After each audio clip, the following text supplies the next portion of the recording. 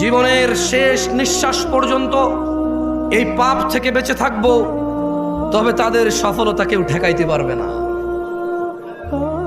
ফামান যুহজিহা আনিন নার ওয়া উদখিলাল জান্নাহ, যেই ব্যক্তি আগুন থেকে মুক্তি পেল, জান্নাতে প্রবেশ করলো, ফাকাদ ফাজ, আল্লাহ বলছে সে জিতে গেল, সে জিতে গেল।